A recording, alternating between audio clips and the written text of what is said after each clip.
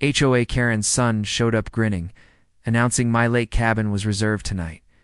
He waved a printed flyer, claiming HOA approval meant ownership temporarily transferred. Music trucks idled behind him, confidence louder than engines rumbling impatiently.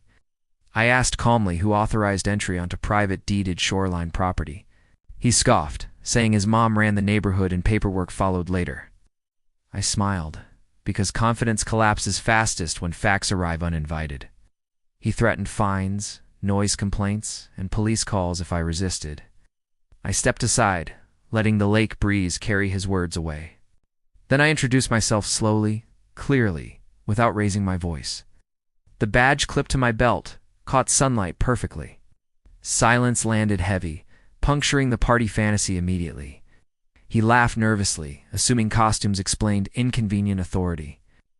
I asked again for written permission, names, and responsible adults present.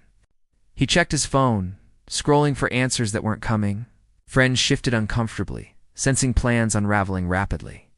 I explained trespassing laws apply regardless of flyers or entitlement. He argued nepotism, insisting his mother would fix everything shortly. I invited her to come down personally. Lights off, radios quiet. She arrived furious, demanding respect and immediate cabin access. I greeted her professionally, using her full legal name. That recognition unsettled her more than my calm expression. She cited HOA authority, noise ordinances, and community rights loudly. I cited deeds, shoreline statutes, and criminal trespass codes calmly. Neighbors gathered, phones out, drama suddenly educational. Her son whispered urgently, realizing power dynamics shifted permanently.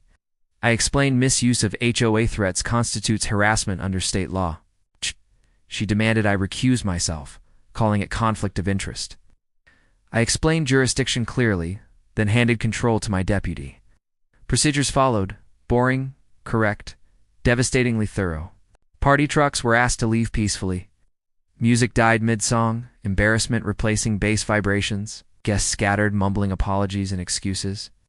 The son argued once more, voice cracking under scrutiny. My deputy issued a formal trespass warning, documented and signed. Karen protested loudly, accusing abuse of power theatrically. Body cameras blinked steadily, recording every syllable. I offered copies of reports, procedures, and appeal options. She refused papers, claiming conspiracies instead. The lake returned to quiet, reflecting consequences clearly. Neighbors thanked us quietly, relieved. Chaos dissolved quickly. Karen filed complaints that evening, lengthy, emotional, unsupported. Internal review opened automatically. Routine, transparent, unavoidable. Footage reviewed cleanly, confirming professionalism throughout. Her claims collapsed under timestamps and calm documentation. HOA board requested an emergency meeting nervously. I declined attendance, preferring written correspondence only. Their lawyer advised policy revisions immediately. HOA letters shifted tone, suddenly respectful and cautious. Karen avoided the cabin road entirely afterward. Her son deleted the party flyer silently. The cabin remained peaceful, fireflies replacing strobe lights. I fixed the dockboards the next morning. Coffee tasted better without sirens or shouting. The lake carried sound gently, not arguments. Word spread that titles don't override deeds. Teens learned private property isn't a suggestion. HOA learned threats fail under actual authority. I learned patience diffuses entitlement faster than force. Complaints stopped arriving altogether. Noise stayed natural. Frogs, wind, water. Karen resigned months later, citing burnout. Her son moved away shortly after.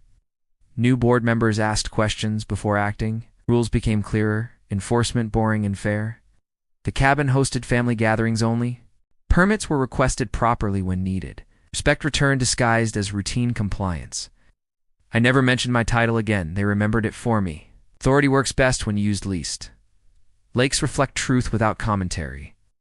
Paperwork beats bravado every time. Calm explanations outlast shouting matches. The badge stayed clipped, unnoticed, effective. The cabin stayed mine, unquestioned. Parties found venues that welcomed them. Everyone slept better afterward. No grudges followed, only boundaries respected. Law served quietly, exactly as intended. The night ended without arrests. That mattered most. Neighbors waved more afterward, trust rebuilt through predictable enforcement. The lake stayed peaceful. Karen stopped calling authorities frivolously. Her son learned consequences without handcuffs. Education beat punishment cleanly. The system worked because it stayed boring. I watched sunrise over calm water. Coffee steamed beside the window. The dock creaked softly. No music echoed. No arguments lingered. Just ownership respected fully. Authority stayed invisible again. That's how it should be. The cabin stood quiet and secure. The lake mirrored calm professionalism. Entitlement drifted away downstream, and nobody ever demanded my cabin again.